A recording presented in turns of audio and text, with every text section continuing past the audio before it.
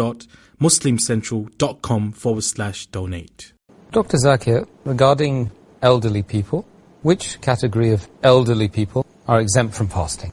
Allah says in the Quran, in Surah Baqarah, chapter number 2, verse number 184, that if it is difficult for a person to fast, he can either fast or he can give a ransom, that is feeding of a poor person. As far as those elderly people who are exempted are, those people whose health is so weak that if they fast, it will damage the health. A person who's reached a very elderly age, the age is not fixed whether it is 60, 70 or 80 or 90, depending upon his health condition. Due to the old age, if his health condition is bad, which prevents him from fasting, then is the time where he should feed one indigent person. And there is a hadith of our beloved Prophet Muhammad Sallallahu Alaihi Wasallam, Sahih Bukhari, volume number 6, hadith number 4505, where beloved Prophet said that the old elderly men and women, they need not fast, but they have to feed one poor person for every fast they skip.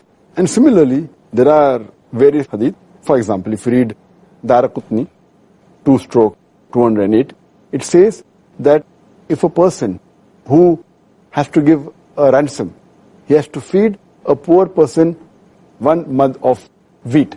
1 mud is equal to 2 hands outstretched full of wheat. That's what you should feed. There's another hadith which says in Daraqutni 2/270 that Anas, may Allah be pleased with him, 1 year when he became very old and he could not fast. So at the end of the month, he called 30 poor people and he fed them with bread, crumbs and meal.